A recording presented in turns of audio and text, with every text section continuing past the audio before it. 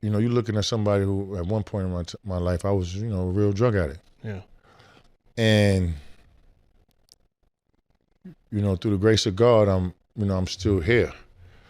You know, because that terrible night that I had at that brothel, like, you know, I went there to have a good time the night. I just got divorced. Yeah. But I was mad as hell because I ain't have no cocaine to take. Yeah, I feel you, bro. You know what I'm saying? Like, I was really, like, disappointed. Like, Yeah. you know, almost not wanting to go. I'm like, yo, well, I'm going to go have, you know, sex with hookers and shit like that if I ain't got no coke to take. Bro, I you know, I got in there, put $75,000 on a card. So, yo, let's keep this a secret. You know who I just got divorced from, rather. Yeah, I feel you. I sat down, had a drink. I woke up 3 days later, bro. Damn. It's everywhere. They said I had a drug overdose. But at the time, I couldn't even really interpret my thoughts. You know, when I was in the coma, I had 12 strokes and 6 heart attacks. Yeah. Word. Yeah. So we were praying for you. Yeah, that's some like real shit. So Yeah, the whole country praying. I'm like, as time go by, I'm like, damn, somebody really tried to kill me. You felt that? I mean, I watch the ID channel a lot. You watch the ID channel? Yeah, I do. So there's a detective side, you know what I'm saying, to me where I always try to like figure things out. And I like to know the truth. Yeah. But I'm going to find out. You feel like that, Lamar? What? You think somebody did that? No, they did. Yeah, okay. I didn't take no cocaine to the spot. Mm.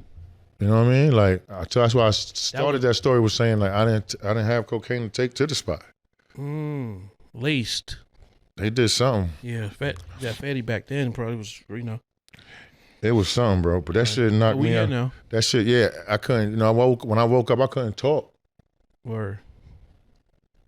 So imagine you go to sleep tonight and then you wake up, you can't talk, and I couldn't walk. You know what I mean? Yeah. And I couldn't hold my bowels, my dude. That's deep, Lamar. So I'm healing in the hospital.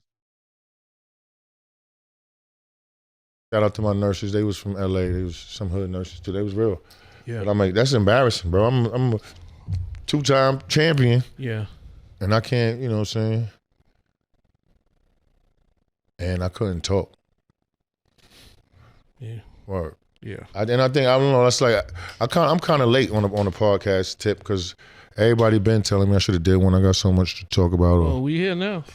So much truth to tell. You got a lot to tell. But I'm like, I couldn't walk or talk, bro. So I couldn't even really interpret. I couldn't even really tell anybody like, yo, I ain't have no drugs to take that night. You reflecting on it now, and you really feel like that in your heart. Yeah, they try to kill me. Damn.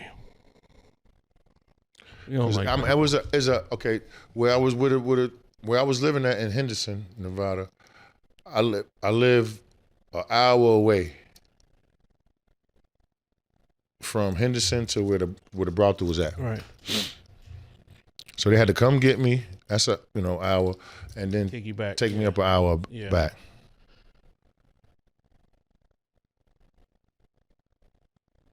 So I'm trying to think like in between that 2 hours, like who gave that word? Like, oh, Lamar Odom coming in? That's. Don't let him leave. Yeah. But God had other plans for you. Yeah, and now I'm just trying to, I want to open up some rehabs. I spoke to a lady today. Okay.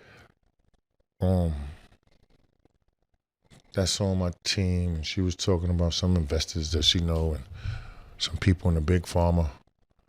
That'll be good. Yeah, well, I think because like I told you, a story to tell. But it's like, and then all I gotta do is tell my story, and because of my walk in life, people connect with me because they're like, damn, he's just like us, or people think, oh, ashamed,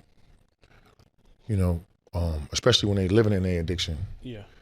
But I'm not living in my addiction right now, and it's easy for me to talk about it if I think it's gonna bring somebody out that bad place because they feel like they're relatable to me. Yeah. You know what I'm saying?